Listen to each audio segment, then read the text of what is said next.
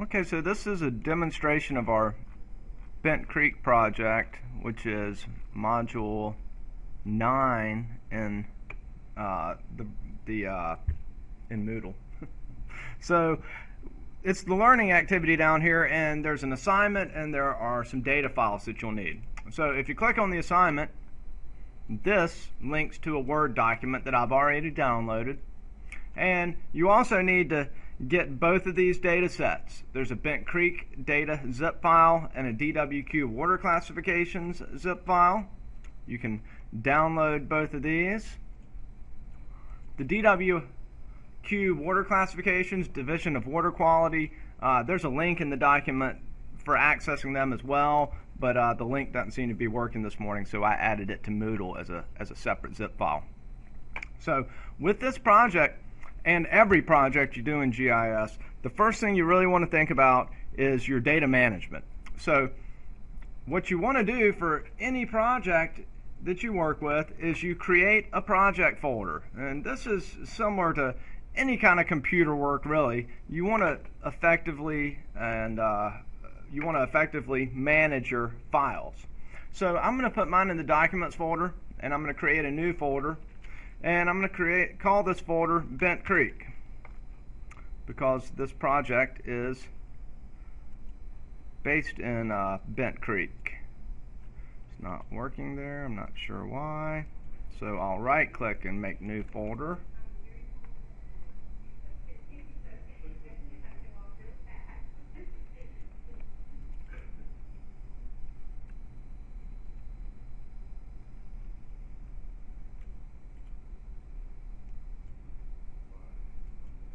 Having some difficulties there. So I moved it to the C drive.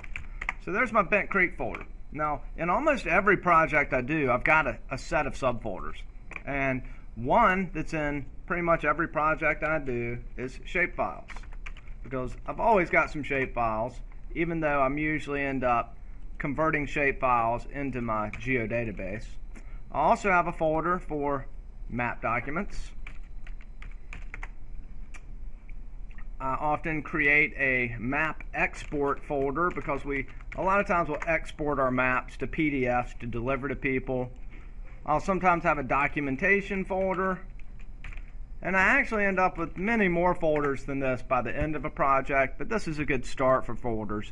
And so that's how you should start this project, by setting up a folder structure to work from and downloading the files from Moodle.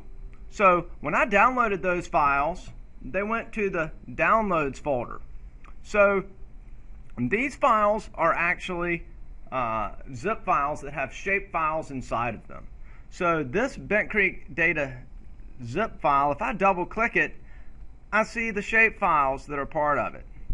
So unzipping a file is an operating system thing. It's not an ARC catalog or a GIS operation. So I can easily get the shapefiles out of this zip file by double-clicking it, selecting what's in there, right-clicking and copying, and then I'm just going to go back to my Bent Creek folder, to my shapefiles folder, and I'm going to paste it.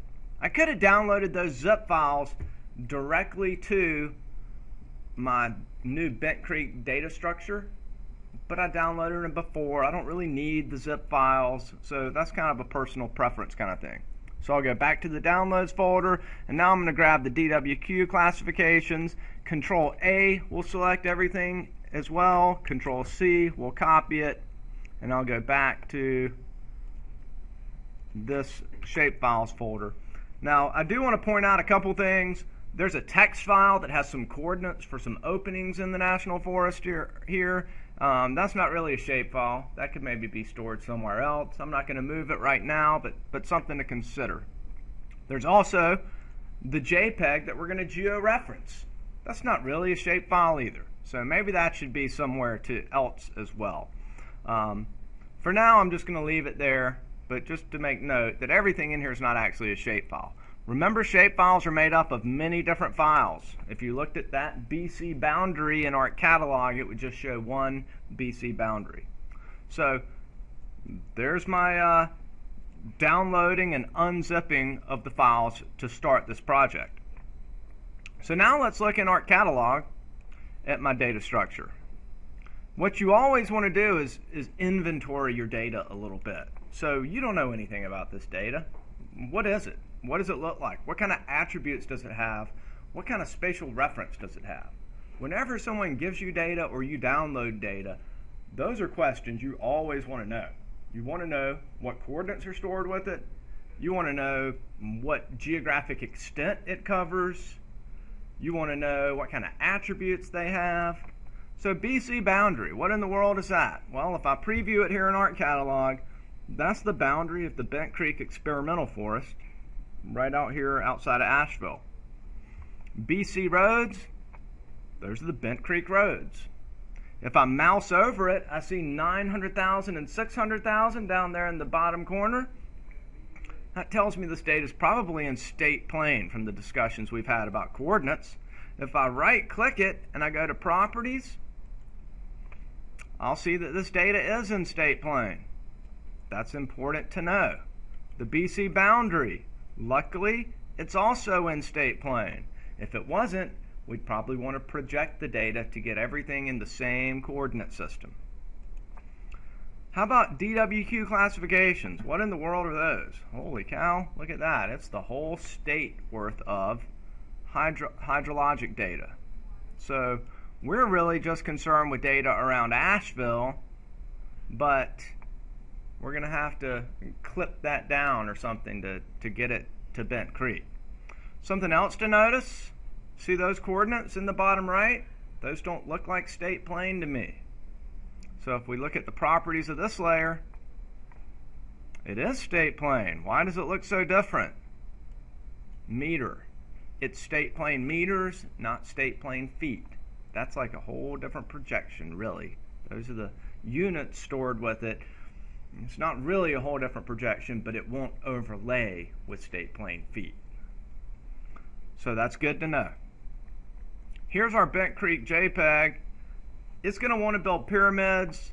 You can let it build pyramids. What that does is it builds a file that allows raster data to display at less resolution when you're zoomed out, but as you zoom in, the resolution gets better. So it's a bigger file that gets stored on your hard drive, but it helps it to display more rapidly. So here's our trail map. Look at those coordinates down there, 1300 and negative 1300. So that thing's kind of just sitting at the origin. It doesn't really have real world coordinates. It doesn't match up with our state plane data. We could also preview the attributes of layers.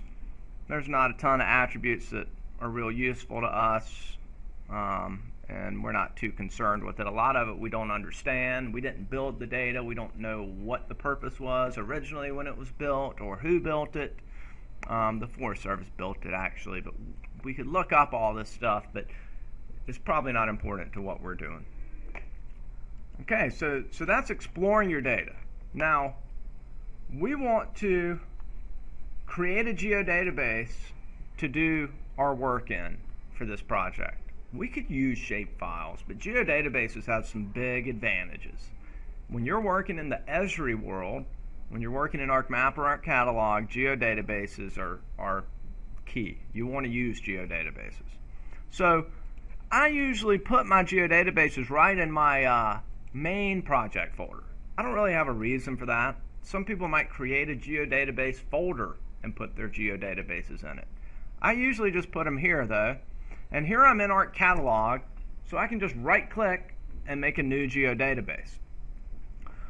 We're going to use a file geodatabase like we discussed in lecture today. You want to use those over personal geodatabases. They don't have some limitations that personal geodatabases have, and personal geodatabases are kind of the old way of doing it. So right click, new file geodatabase. Let's name this also Bent Creek. I think I actually asked you to name it with your last name after it. So there's my Bent Creek geodatabase. As simple as that. Alright, so from here we're going to start getting our data translated over to our geodatabase. But we want to start first, let's create a map document, and let's add in the shape files to that. And we're going to export some out of the map document and into our geodatabase. We could do this in different ways. Okay, we could start translating our shape files to our geodatabase by right-clicking them in ARC Catalog and just exporting them to our geodatabase. You can also do this through ArcMap, and we're going to do it through ArcMap because that's how the assignment is written up, and so we want to do it that way. Also, we're going to do some clipping and things like that. So let's add some data to a new blank map here. Let me make this the right size so it fits in my window here. Alright, so the Add Data button. Let's go to the C drive, Bent Creek. It's in my Shapefiles folder. I ask you to first load the boundary and the roads. I do this because the first layer you load in, the data frame takes the spatial reference from. So we want to make sure that the data frame is state plane feet. That way, now when we add this DWQ data that's not in state plane feet, it's going to project on the fly to match. So you can organize your layers in the table of contents. You could even symbolize them a little bit now. I'm going to make my DWQ just a little bit lighter blue. I'm going to make my boundary hollow with the red outline. So you can see it a little bit better that we've got some roads, some streams, and a boundary. So let's now set some map document properties that you almost always want to do. You almost always want to, from the File drop-down, Map Document Properties, store relative paths. This will allow your map document to be moved from one drive to another without the paths breaking in the map document. And you usually want to set a default geodatabase to be something other than this default geodatabase in the user folder for the user that you're logged into the computer as. So that's why we went on and created our geodatabase when we did, so that we can make that our default geodatabase. So now when we do things in this map document that produce new data, it's just going to go to this database. That'll make things quicker and more streamlined in the whole process. So from there, let's save our map document. I want to save it to my C drive. Again, file management is very important in everything you do in GIS. We end up with a lot of files, and not properly managing them can just be a headache. It can add a lot of work, unnecessary work. So this is my Bent Creek. I'm not sure if I tell you to call it something else. Things start to be a little bit redundant with the Bent Creek folder and a Bent Creek geodatabase and a Bent Creek map. Maybe this map would be focused on Bent Creek trails, or maybe this map's focused on Bent Creek streams. If you worked at Bent Creek and did a lot of work in Bent Creek, you'd probably have a lot of different map documents that were tailored to more specific projects that you have within Bent Creek. For ours, we'll just call it Bent Creek now. Okay, so let's start doing some initial processing. So we're going to clip our DWQ classifications and output them to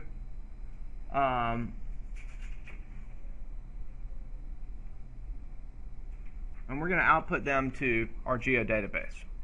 So let's go to our search tool here, and we can search for tools, or we can just search for all, but we want to clip. I'm going to click search. I could also go to ARC toolbox here and just navigate and find the clip tool. We want to use the top one, analysis. It's going to bring up a wizard. Remember what geoprocessing does. It outputs new data, always. So the clip function takes some input data. What do we want to clip? We want to clip the DWQ classifications. What do we want to clip them by? The Bent Creek boundary. So we just want the streams inside of Bent Creek. That's where our work is, and this one layer goes way beyond Bent Creek. So notice what it does. It wants to put the output in our Bent Creek folder, in our Bent Creek geodatabase. So I'm going to call it something descriptive and call it Bent Creek Streams. Since it's in the Bent Creek database, maybe streams would be descriptive enough. I don't know. You might have data outside of Bent Creek in that database, though. So I'm going to call it BC Streams. And we want to get our data from shapefiles to our geodatabase. So if you have to do any geoprocessing, you don't necessarily have to export the shapefile into the geodatabase. You can just let the output of the geoprocessing go to the database. So it's kind of an export while you're geoprocessing it. So we knew we needed to geoprocess it. So we're just outputting it that way. Now, this data set is still in state plane meters. And we want to project it to state plane feet.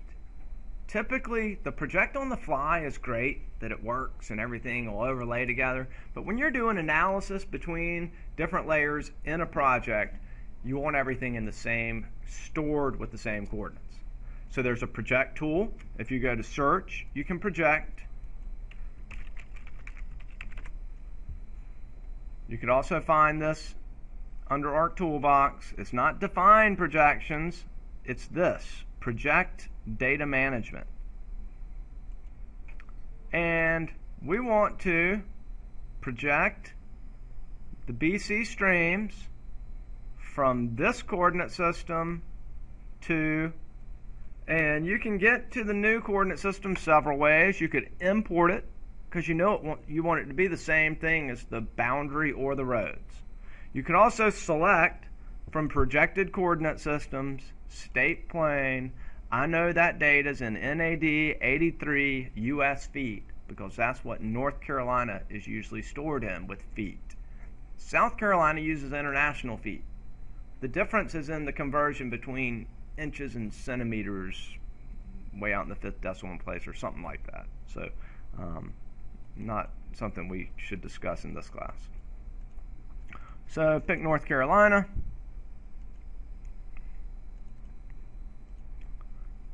And I forgot to rename it. What I should have done there, instead of calling it Bent Creek Streams Project, I would usually take off the project and put SC for or NC state plane NCSP FT for feet. A lot of times I name my files with the projection that they have, just so I can look at it and know just from even the file name.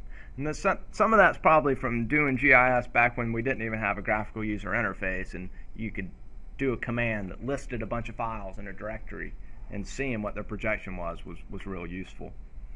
So that's fine for this. Now I do want to make a note here.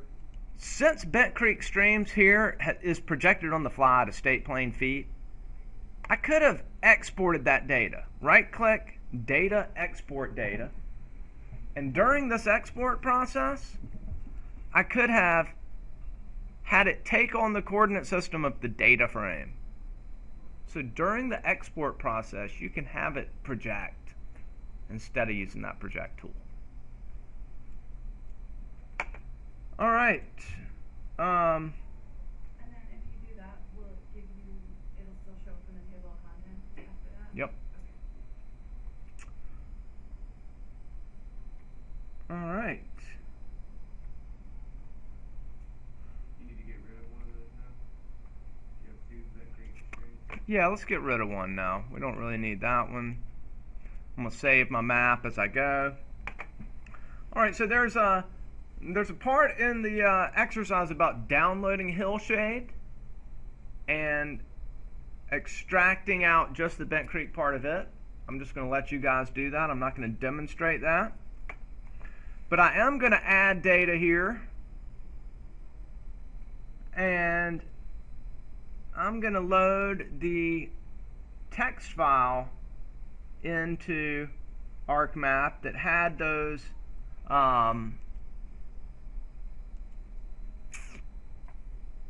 openings.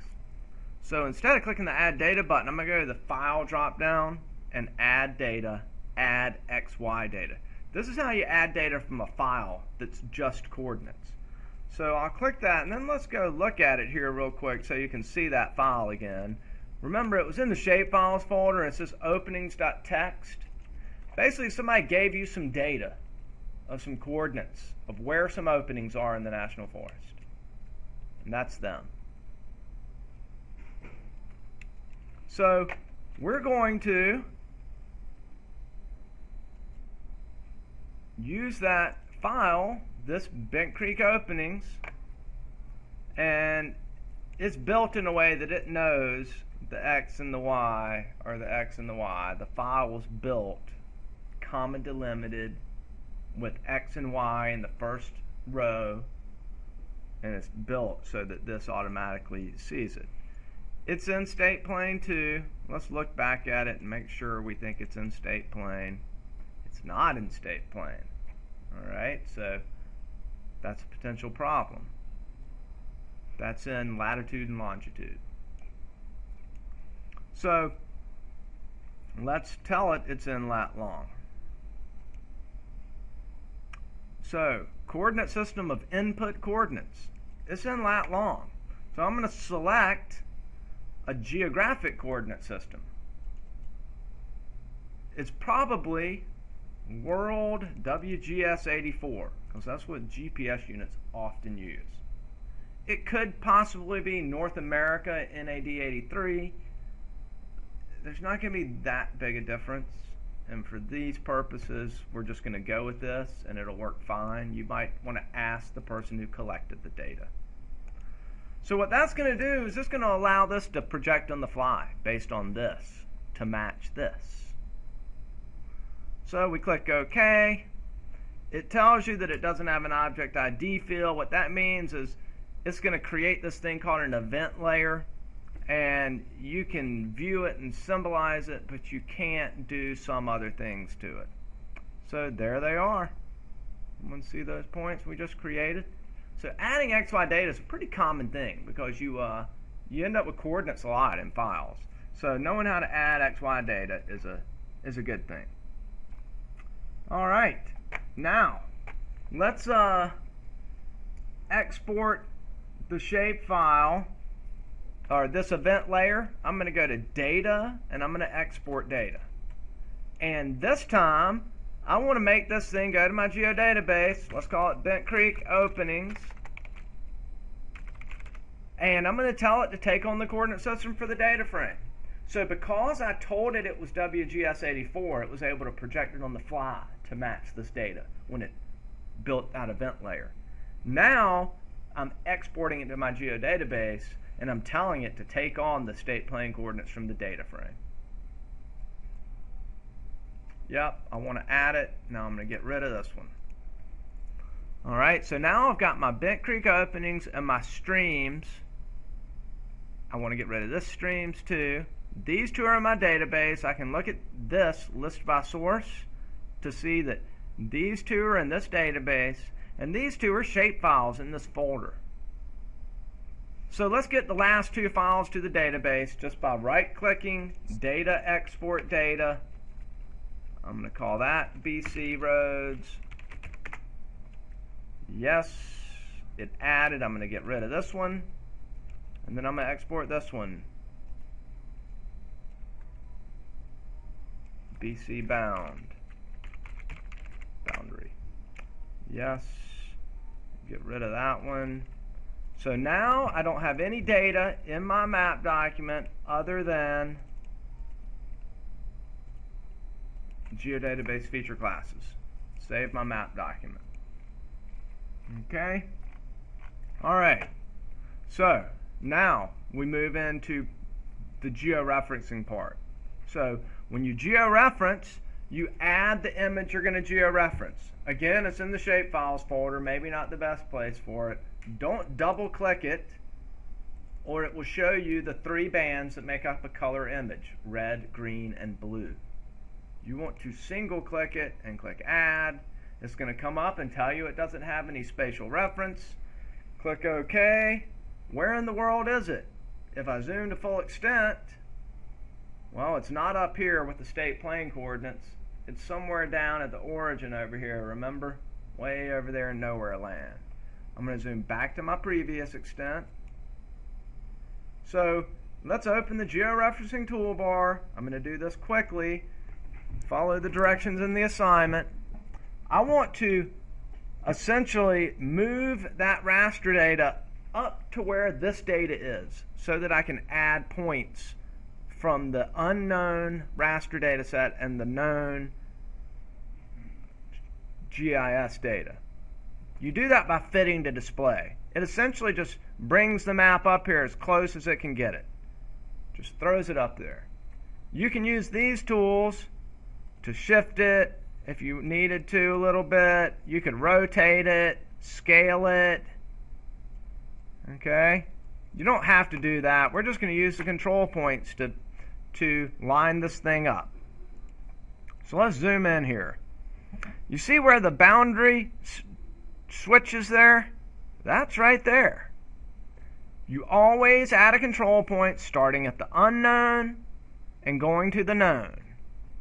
Now, is this perfect? No. Out there on the ground, that symbology of that line is probably 100 feet on the ground. I mean, the corner there is not 100 feet on the ground. It's a point on the ground. So do you pick up here at the top, or do you pick down here at the bottom?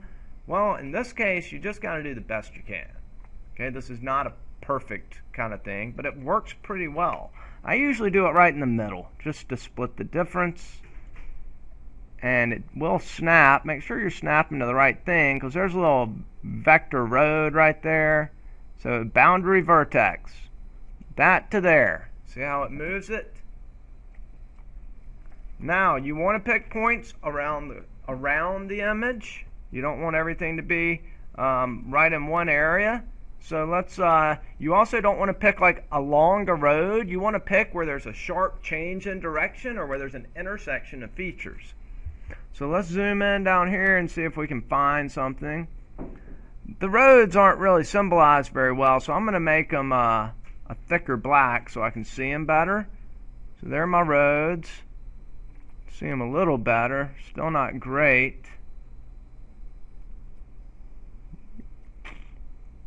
What do I usually use over here on this side? So how about this here? That road intersection is this. This road intersection is there. Start with the unknown. That's probably pretty close. Go to the known. Those 2 points scale this thing and get it really close. Alright? In order to see error, you got to put in 4.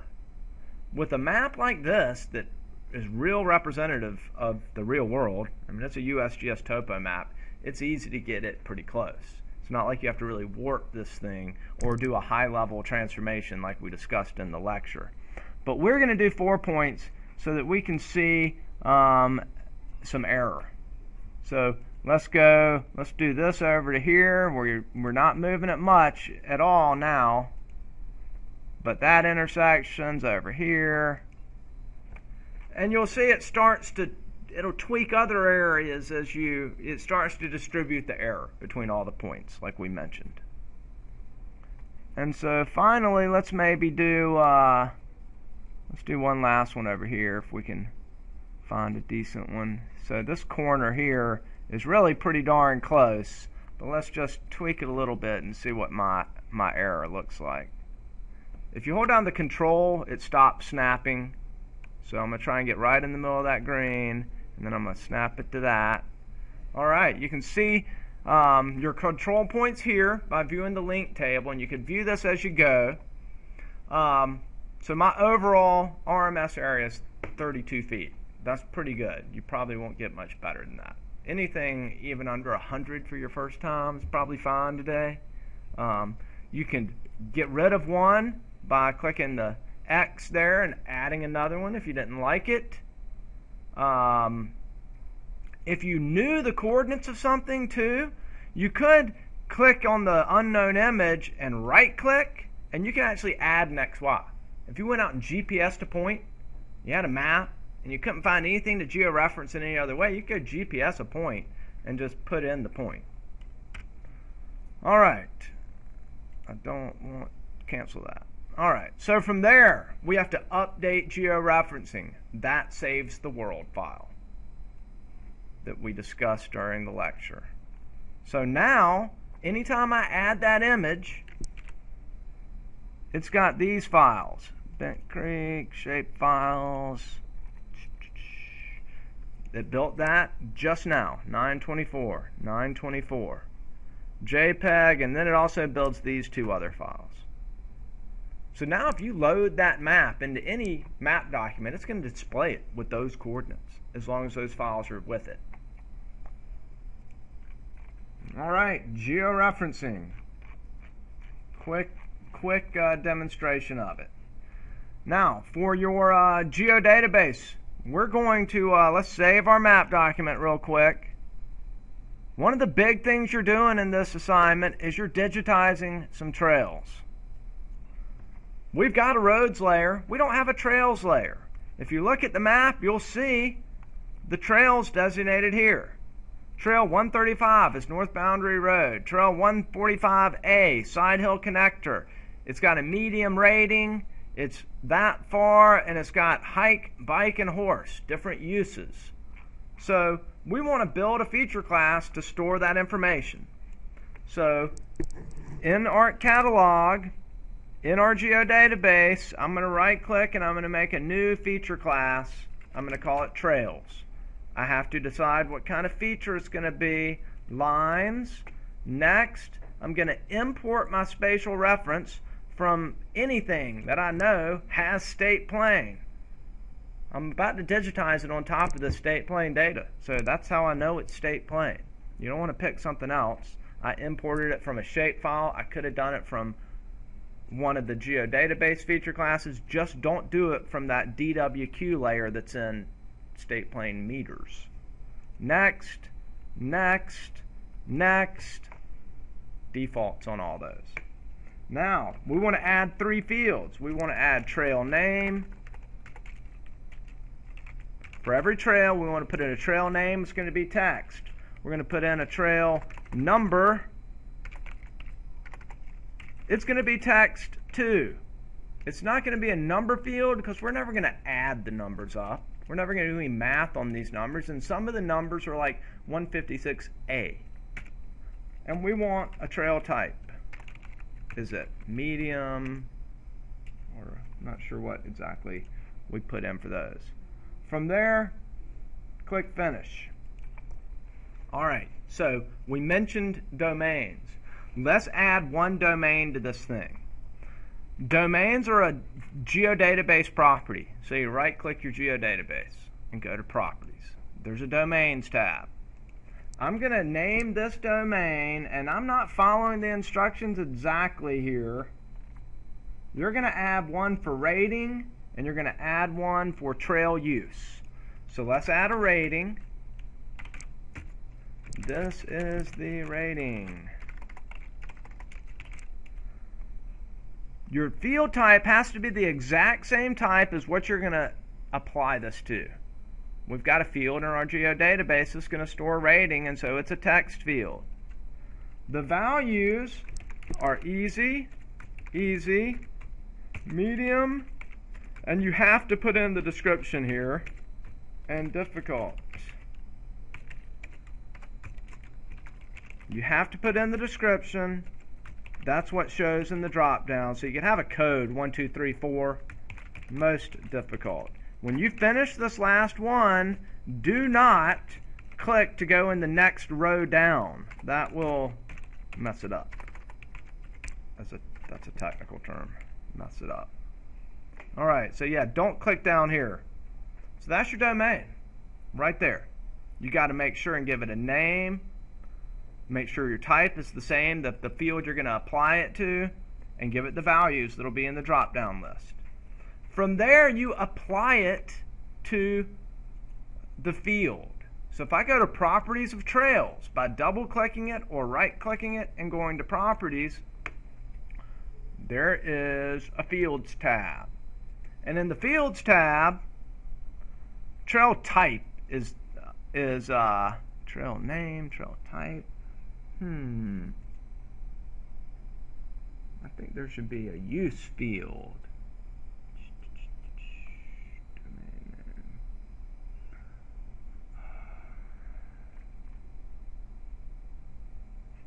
Okay, so this one is, did I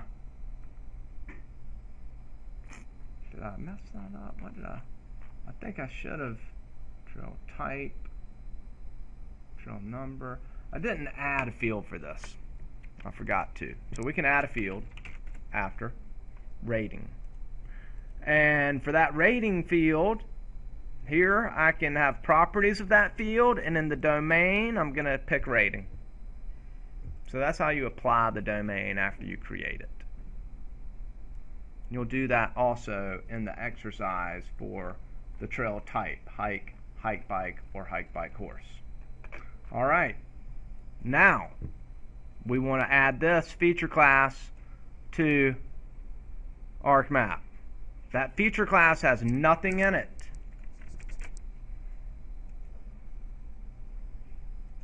Okay, it's empty.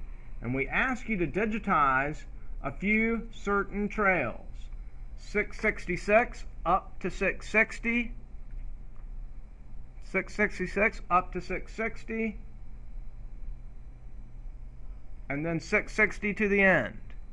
Okay? So, we have to start editing. Editor toolbar. Start editing. Because all the data in here has the same spatial reference, it's all out of the same geodatabase, you don't get any errors. Now, I should have probably changed the symbology to trails before I started editing. Because now that symbol is saved with it, and that's not a good symbol. You can't see it as you type in. So I'm going to change the symbol here to, I don't know, something I can see better. I'm going to make it a little thicker. Click OK. And it did actually update, so that's good. So if it's snapping to something you don't want it to, press down the Shift key and it'll stop. But we do want this trail to snap to that road. Pay attention to snapping when you build data. That trail out there in the world connects to that road, or to this other trail, or right there it connects. So you want it to connect in your GIS. Now, how well you digitize depends on the time and the effort and all kinds of stuff like that. But you essentially want to digitize this stuff. Press F2 or double click to finish, and there's my first trail. Now, that trail is not 660 the whole way, so we need to split it. This tool will allow us to split the trail right there. Now I can pick that one and make it 666, call it Wolf Branch, give it a rating, give it a type. I can select this one and call it 660, give it a trail name, give it a rating, all that stuff. This opens the attributes. You just come in here and you fill this stuff in for each trail. Notice in the rating I've got a drop down. That's the domain. These others you just type in the trail name, the trail number. You're going to have a drop down for trail type 2. You can also merge lines together. If you select 2, editor drop down merge. Okay, so you can split lines, you can merge lines, things like that. Another important thing to consider is this idea of vertical integrity in your data. Here you can see a trail comes down here that's 145, and 145's over here too. So if I were digitizing this trail, when I got to here, I'd want to trace directly on top of that black line. This is the road, because the trail and the road run together there. They're the same. And then continue the trail out here. So there are tools to do that. There's a trace. There's a trace tool that allows you to do it. I don't see it right now. Where's that? How does that trace tool work? So you can trace lines, and that's similar to the autocomplete polygon and the cut polygon tools that help you to keep coincident boundaries and topologically correct data. So think about your data being topologically correct when you build it. There was some Forest Service data I was looking at with someone this week that works for the Forest Service of all the boundaries of the National Forest and then some ownership polygons. And a lot of those ownership polygons shared boundaries with the outer boundary of the National Forest. But they were all overlapping and they weren't the same. And he was trying to do some selections with them, and it just causes a lot of problems if the data's not built well. And so it was built that way 30 years ago by someone who probably didn't know anything about GIS, and there weren't very good tools back then either. The tools are a lot better today. So you do a good bit of digitizing. Editor drop-down options will allow you to set something called your sticky move tolerance. I usually set it to 50 to start. The editor options, sticky move tolerance is a very important setting. This setting keeps you from moving things by accident. Do y'all see how this polygon is selected out here? That big outer polygon? The boundary. It's selected. And I didn't even know it was selected because I was zoomed in real close and I was trying to select a trail and that big boundary got selected. Without the sticky move tolerance set, it would be very easy. Let's go back to options and turn it off.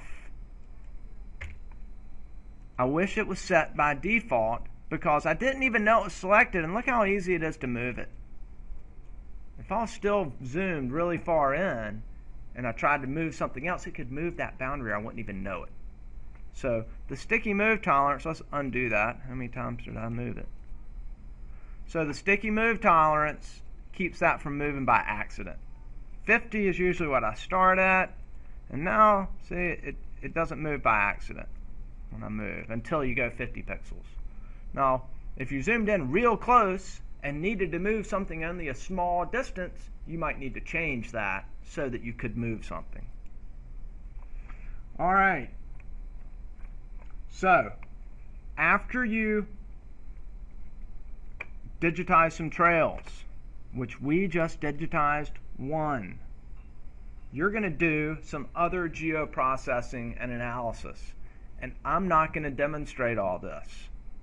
We are all the way to part 5 of the assignment. There's part 5 and there's part 6. Part 5 involves buffering the streams 300 feet.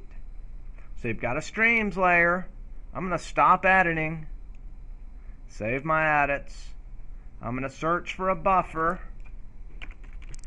I'll do a little bit more. Buffer analysis. I'm going to buffer the streams. Remember, it outputs a new layer to my default geodatabase. I'm going to call it buffer streams underscore 300 buffer.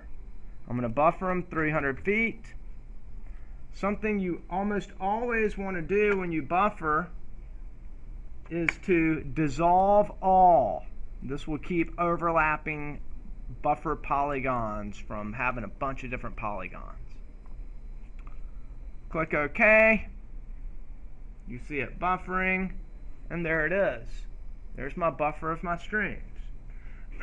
From there, it asks you to intersect the buffer with the roads layer.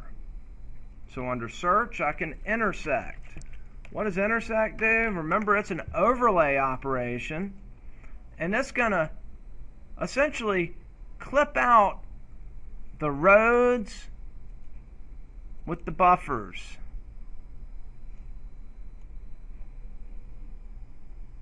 BC roads and the buffers. The output will call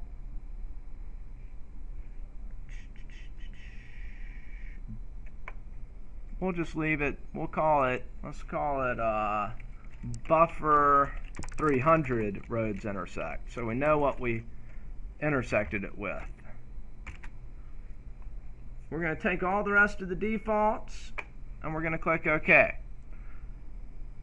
So what this does is this lets us look at the roads just inside of the buffer. So if I make this thing like some crazy symbol that we can see, something like that, you'll see that, and I turn off the roads, you'll see the only roads are right inside of the buffer. So what that does, can y'all see how the roads stop at the buffer? If we open the attribute table, what that does, there's a shape length field. Remember that other really big advantage of a geodatabase is it keeps up with the length of all the lines. So what we're curious about is how much road is really close to a stream in Bent Creek. Roads near streams generally are not a good thing. If you can keep them away from streams, it increases water quality. So if we look at statistics, we can look at the sum here, and that's in the units of our coordinate system, state plane feet. So 62,367. There's 5,280 feet in a mile. So you can figure out how many miles of road there are really close to stream in Bent Creek. So that starts to be a little bit of analysis in the project. You're also going to buffer. You're going to, during the edit process, you're going to look at the openings, and you're going to move some of those points so they better match openings on an aerial photo. And then you're going to buffer the openings and do an intersection with those as well. And then you're going to do some final mapping to make a map of this thing. Right, so a little bit more analysis that I didn't cover that's real similar, some buffers, and then you export. So that's most of the project in under 50 minutes. It'll take you considerably longer, especially adding the map to it. So expect some time outside of class this week working on this as well.